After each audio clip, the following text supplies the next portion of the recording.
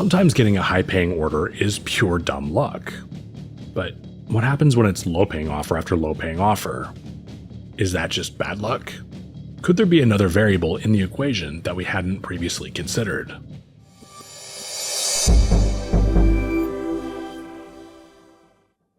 What's going on, everybody? I'm Zach Drives Fast for the RideShare Guy, and this video is all about positioning yourself effectively, therefore maximizing your chances of seeing better paying offers. Alright, since I don't know your market, and I couldn't possibly teach you the ins and outs of your market, the point of this video is to teach you a mindset and the questions to ask yourself when determining how to position. Alright, full disclosure, even though this is a best practice guide, at the end of the day we're still talking about gig work, which can be hugely inconsistent. The single best way to fix that is by using Solo. Solo will tell you the single best times to drive in your market, as well as give you an earnings estimate. Should you fall short of their estimate, they'll reimburse you the difference. Basically, it's guaranteed earnings as a gig worker, which you just won't get anywhere else. Check out Solo by clicking the link in the description. Get more predictable earnings, and you'd be helping support the RideShare Guy.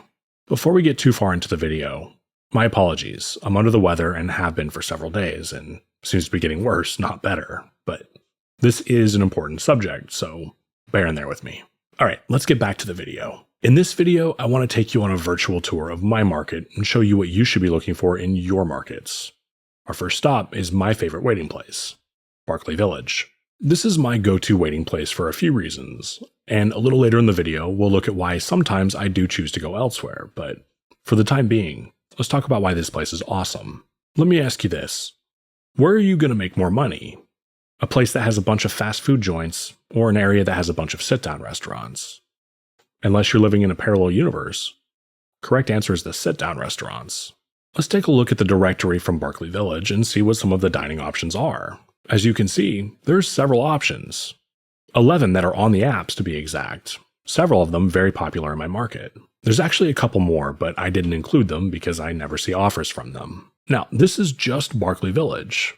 And in fact, within a quarter of a mile, there's A&W, KFC, Panda Express, Walgreens, Safeway, Panera Bread, Taco Bell, Applebee's, Jack in the Box, and about 4 or 5 local places. Basically, what I'm trying to get at is there's about 25 places in the immediate area that I could pick up from. But I love this spot because it has a very high concentration of fancy restaurants. That usually means higher tips. There's 2 more things I really like about this area. For starters, not a whole lot of drivers wait there, and I'll tell you where they do wait a little later in the video. But first, how can you tell how many drivers are waiting? You really can't. But if you cruise through the parking lot and you don't see anybody sitting in their cars, pretty good indicator that there's not drivers waiting for orders. The other thing you should be looking for is neighborhoods close to your waiting place. Now, literally, the only reason I know this is because I make videos, and it's come up a time or two. But have you ever noticed that some restaurants always seem to send you further than others? There's a reason for that. It's determined by how much the restaurant pays the gig apps. The more they pay, the further their orders can go. It doesn't matter if the restaurant you're picking up from is on the cheapest plan or the most expensive. If you position yourself near a bunch of neighborhoods, chances are they're in the delivery range. This is a map of the neighborhoods near Barclay that I find myself in all the time. In fact, I'd say about 75% of the time, I stay within this circle. This makes for short deliveries and very fast turnaround times in between my next offers. Now I want you to think about your market. Where can you position yourself where there's a cluster of high-end restaurants, but there's also neighborhoods close by? A lot of markets have dining districts. If yours doesn't, check out zones near you and see if they do. Could be worth the drive out there. The average offer at Barclay pays about $2 to $3 higher than the freaking mall. This is where far too many drivers in my market congregate. Let me tell you why I don't think that's such a good idea. There's really only about 5 popular places drivers can pick up from in the immediate vicinity of the mall. Buffalo Wild Wings, Chipotle, Red Robin, there's a McDonald's over there, and a popular pizza place that you probably haven't heard of.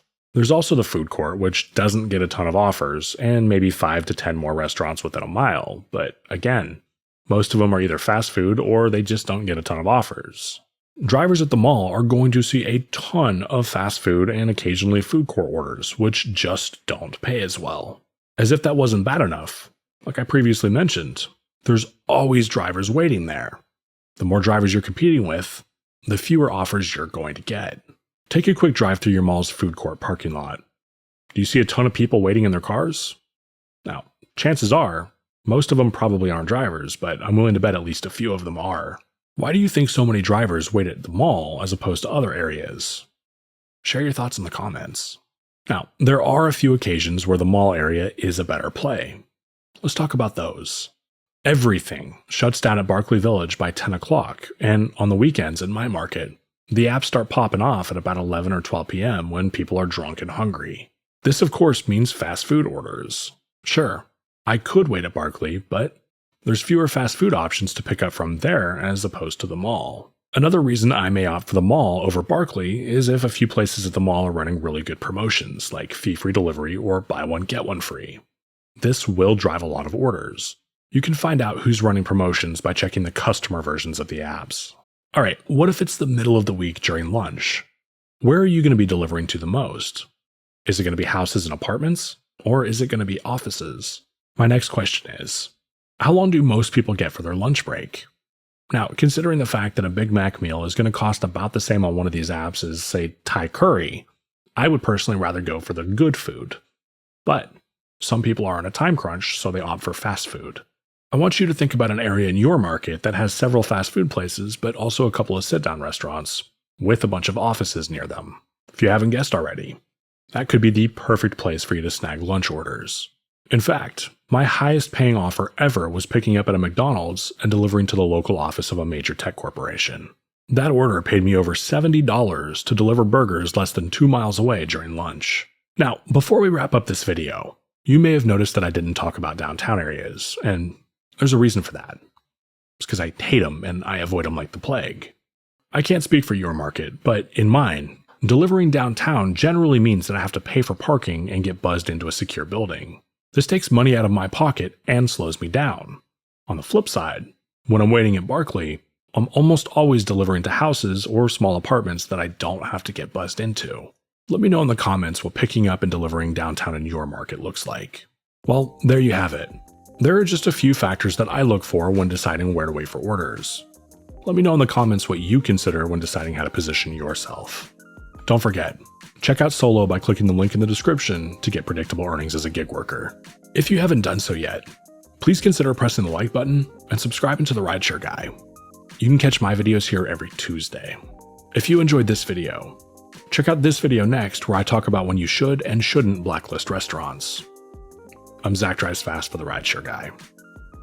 Take care.